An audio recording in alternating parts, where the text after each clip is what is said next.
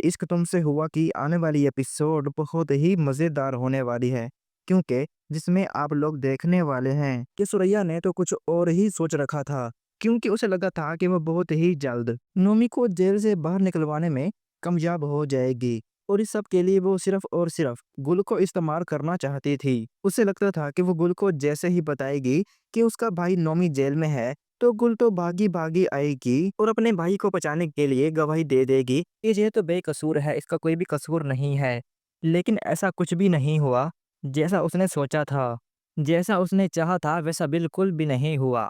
और आने वाली एपिसोड में आप लोग यह भी देखने वाले हैं कि जब सुरैया गुल को कॉल करती है और उसे बुलाती है और फिर जब गुल अपने भाई की हालत देखती है तो वो तो बहुत ही हैरान हो जाती है, क्योंकि गुल बचपन से ही अपने भाई को पसंद करती थी। लेकिन जो नोमी ने गुल की माँ और गुल के साथ किया, उसे ऐसा नहीं करना चाहिए था। उसने जो कुछ भी किया, उसने बहुत ही गलत किया, क्योंकि उसने तो कभी भी अपनी माँ को और अपनी बहन को पसंद ही नहीं किया था।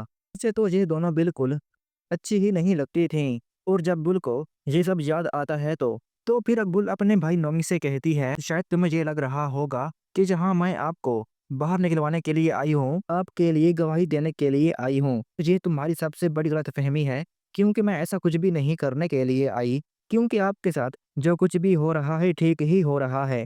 आप इसी के ही हकदार थे। आपके साथ ऐसा ही होना चाहिए था जो अभी हो रहा है।